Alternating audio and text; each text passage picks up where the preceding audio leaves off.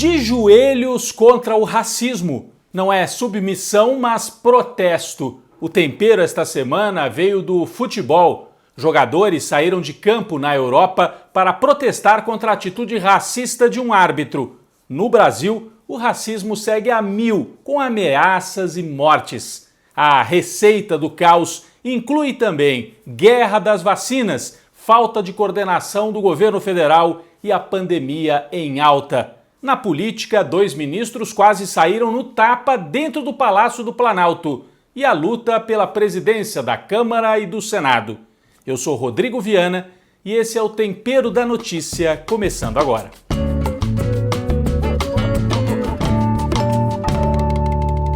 A imagem que correu o mundo esta semana foi de uma senhora de 90 anos na Inglaterra, primeira paciente a receber a vacina contra a Covid-19.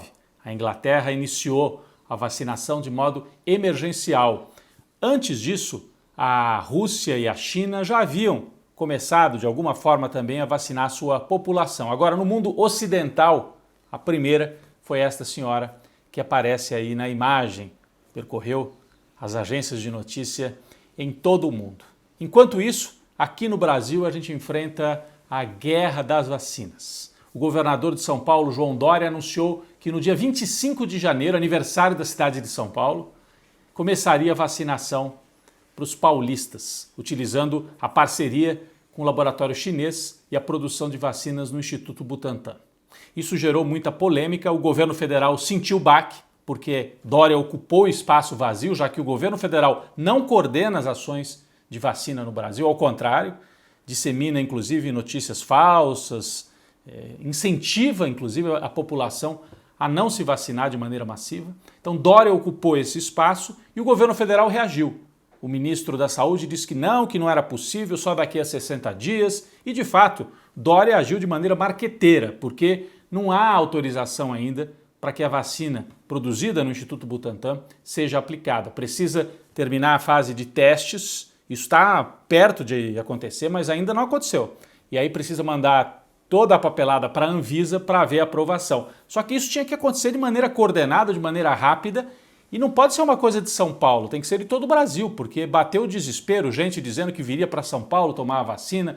E aí, Bolsonaro percebeu o baque, sentiu esse baque, e o ministro, um dia depois, o ministro da Saúde, o general, apareceu para dizer: não, veja bem, nós então vamos tentar vacinar sim ainda em dezembro e janeiro, o que é uma mentira, já que não existe vacina aprovada e principalmente, como não há coordenação, faltam seringas e faltam também agulhas. O governo federal passou esses meses todos e não encomendou. Não vai ter agulha e seringa para encomendar em algumas semanas, isso tinha que ter sido feito ao longo de meses. O governo preferiu comprar cloroquina, que é um medicamento que comprovadamente não ajuda no combate à pandemia. Então essa é a situação no Brasil, é uma espécie de caos em relação às vacinas, com UTIs lotadas, o país volta a ter mais de 800 mortes por dia, então nós voltamos ao período de pico.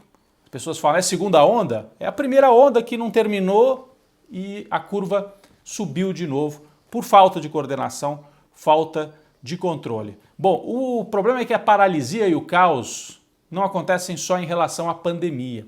O governo federal vive uma paralisia em vários setores. Por exemplo, não há orçamento previsto nem aprovado para o ano que vem. O Brasil vai entrar em 2021 com quase 200 mil mortes, sem orçamento federal e sem um programa de transferência de renda, já que o auxílio emergencial está acabando. As últimas parcelas estão sendo pagas agora em dezembro e 2021 a gente não tem a previsão, não foi nada aprovado. O orçamento não prevê.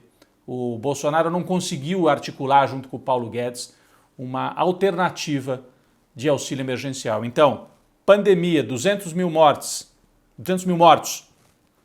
falta de recursos, desemprego em alta, inflação, tudo junto no começo de 2021. O caos é tanto que a gente viu esta semana a informação do ministro do Turismo, um bolsonarista desses radicais, foi até o Palácio do Planalto, estava incomodado com fofocas, com articulações, bate-cabeça dentro do governo e quase saiu no tapa com o general Ramos, que é um dos coordenadores políticos do governo, dentro do Palácio, quase na porta do gabinete do presidente da República. O ministro do Turismo acabou sendo demitido, publicou uma carta criticando o governo, que está fazendo articulações junto ao Centrão. Então o cargo de ministro do Turismo foi retirado desse bolsonarista, provavelmente para ser oferecido ao Centrão, que é a direitona brasileira, que saiu vitoriosa nas eleições municipais. Então um sinal de caos dentro do governo, caos também nas ruas. Esta semana houve um fato importante no centro de São Paulo, na região conhecida como Cracolândia. A Guarda Civil Metropolitana, que é da Prefeitura, e a Polícia Militar fizeram uma ação violenta contra os usuários de droga. Violenta. Arrancaram os poucos pertences, né, daquelas pessoas, empurraram, tiraram dos locais onde elas costumam ficar. E essas pessoas, um grupo enorme, passou a vagar, a andar pelo centro de São Paulo, sem rumo, sem ter onde ficar, sem apoio. E aí alguns destes dependentes químicos atacaram pessoas que passavam de carro. É uma cena caótica.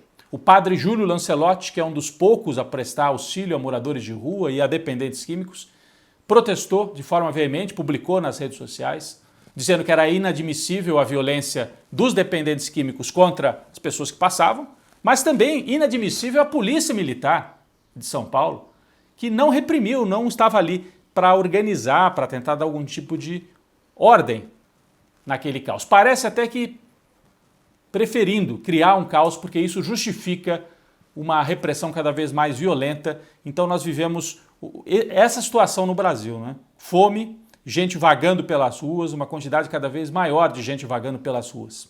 Violência e caos social também na região sul do Brasil. Em Porto Alegre, a Brigada Militar, que é como eles chamam, né? Como os gaúchos chamam a Polícia Militar, foi até um bairro popular fazer uma daquelas ações em que entram pelas ruas e invadem casas sem mandado, né?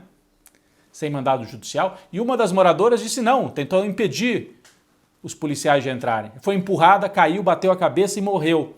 É a Jane Machado da Silva, uma mulher negra, militante pelos direitos humanos. Isso gerou muitos protestos em Porto Alegre, inclusive com o pedido de demissão de toda a cúpula da Secretaria de Segurança Pública lá no Rio Grande do Sul, Secretaria Estadual. Racismo também em Curitiba, no Paraná, contra a primeira vereadora negra eleita na história de Curitiba, Carol D'Artora. Ela recebeu várias ameaças de morte pelas redes sociais e ela disse, eu não vou ser uma nova Marielle, né? Eu vou resistir. É uma ameaça realmente contra a existência de uma vereadora negra em Curitiba. É um símbolo muito forte, os setores de extrema-direita não suportam. Esse tema do racismo ganhou manchetes, não só aqui no Brasil, como no mundo, com a ação dos jogadores de futebol numa partida lá da Liga dos Campeões, na Europa, PSG contra Istambul. O quarto árbitro, aquele que fica ali na beira do campo organizando, né, teoricamente, a entrada e saída de jogadores, fez uma ofensa racista contra o assistente técnico que estava no banco. Falou, aquele homem negro, aquele negro ali, dizendo para o árbitro principal. E aí o assistente se rebelou e disse, como assim? Você não fala aquele jogador branco, por que você falou aquele homem negro? Aí os jogadores entraram também no debate, resultado, saíram de campo.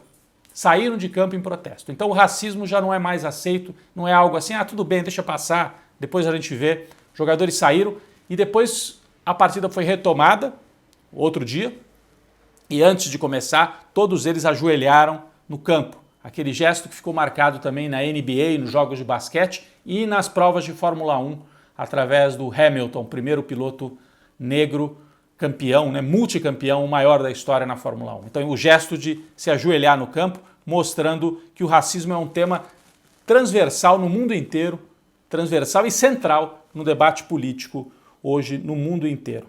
Bom, aqui no Brasil, além desta questão do racismo, que pegou muito nas ruas, nas redes, na política nós temos um debate forte no Congresso Nacional. O Supremo Tribunal Federal vetou a ideia de reeleição do presidente da Câmara e do Senado, porque a Constituição proíbe. Então, agora, Rodrigo Maia não pode concorrer mais à presidência da Câmara, ele é o atual presidente.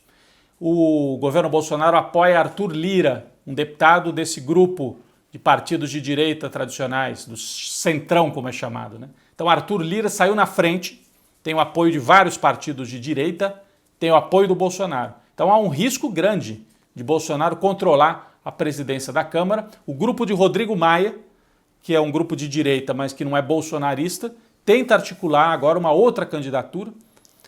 Poderia ter o apoio da esquerda, que tem 130 votos ali na Câmara. Poderia influenciar e ajudar a eleger esse deputado aí mais de direita, mas independente do governo.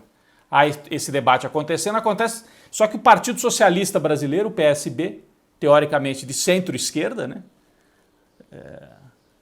declarou ou sinalizou apoio a Arthur Lira, candidato bolsonarista. Então esse é o debate que deve avançar bastante esta semana, para a gente ver quem é que tem o controle da Câmara. Muito perigoso para o Brasil se Bolsonaro tiver o controle da Câmara dos Deputados. Na economia, a gente voltou a ter a inflação subindo, recorde nos últimos 5 anos, em novembro, mês passado, né, o índice de inflação IPCA, muito alto, inflação principalmente na área de alimentos, o que torna a vida dos mais pobres ainda mais difícil nessa virada do ano. Os brasileiros se aproximam do Natal sem saber se poderão conviver com os seus parentes, com as suas famílias nas festas de Natal. Os infectologistas sugerem que não, aglomerações maiores não, só entre aqueles que já moram nas mesmas casas, grupos pequenos. Então evitar festas de Natal grandes. Então o brasileiro não sabe se vai ter festa de Natal, não sabe se vai ter emprego ou se vai ter alguma perspectiva de melhora em 2021. É assim que a gente vai encerrando esse ano tão difícil de 2020.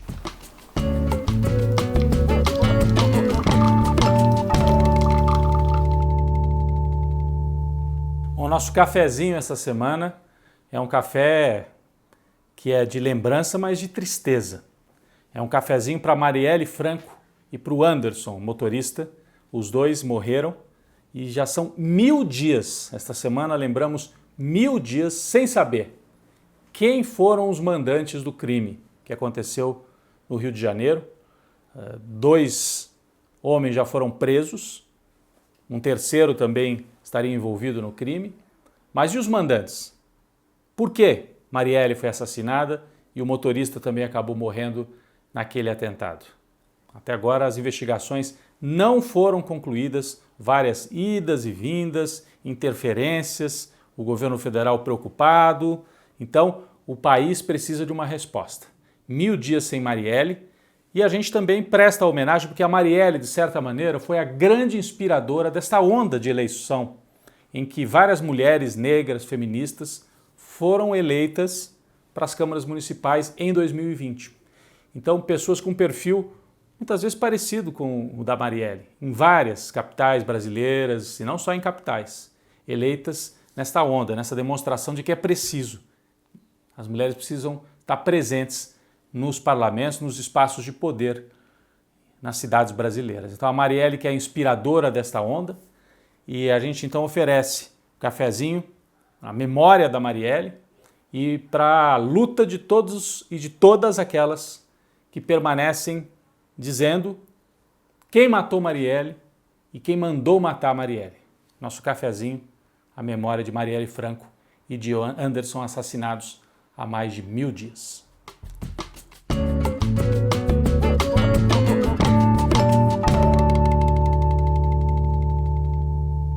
A nossa sobremesa esta semana é a obra de Clarice Lispector, uma das maiores escritoras brasileiras do século XX, que estaria fazendo 100 anos agora em dezembro de 2020. A Clarice nasceu na Ucrânia e migrou, a família inteira migrou da Ucrânia para o Brasil quando ela era muito pequenininha. Então ela passou a infância no Recife, é uma família judaica, e depois se mudou para o Rio de Janeiro, onde estudou Direito, e conheceu aquele que seria o marido dela, um diplomata, e aí o casal percorreu vários países do mundo, e a Clarice Lispector ia escrevendo as suas obras enquanto ia mudando de países. Depois se fixou novamente no Rio de Janeiro.